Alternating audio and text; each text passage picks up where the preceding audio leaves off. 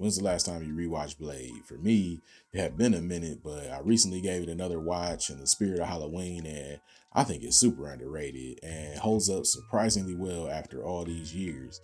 This is my Halloween edition of a rewatch review for Marvel's Blade movie.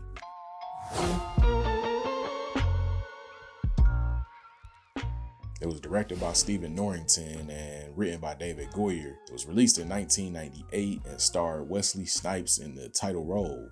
This was way before Marvel had its own movie studio, so there was no MCU tie-ins or anything like that. This predates all of that.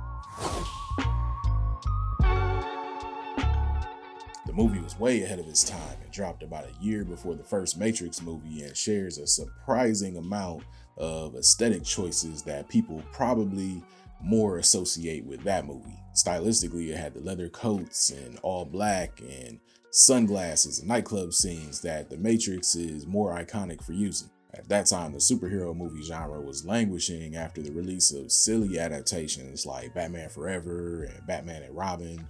This movie took a rather obscure comic book character and took them seriously. It became a launching point for what is now a mainstay in movie theaters.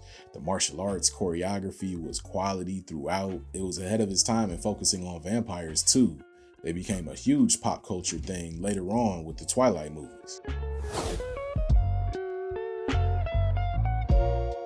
So what didn't hold up? As I rewatched it, the thing that held up the least for me was obviously the special effects. The things that I thought were super cool watching it originally, like the vampires turning to dust when he kills them, just kind of look like computer graphics now. The finale has so many computer graphics and lightning effects.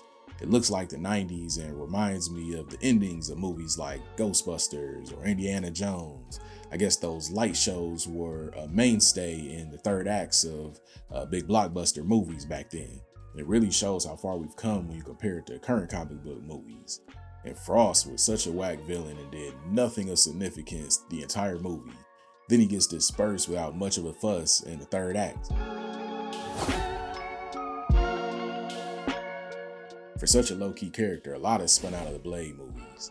Of course, there's the two sequels directed by Guillermo del Toro and David Goyer, respectively. Then there was the Sticky Fingers-led live-action TV series from '06.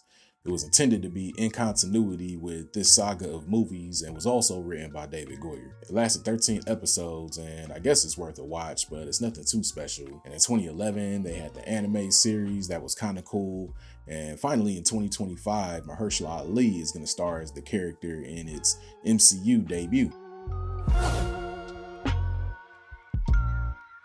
So happy Halloween. Let me know your thoughts on the Blade movie in the comments. What were some of your favorite moments? And also, what movie should I rewatch next? So be sure to like this video if you're enjoying my content and subscribe here on YouTube or follow me on TikTok so you won't miss my next video.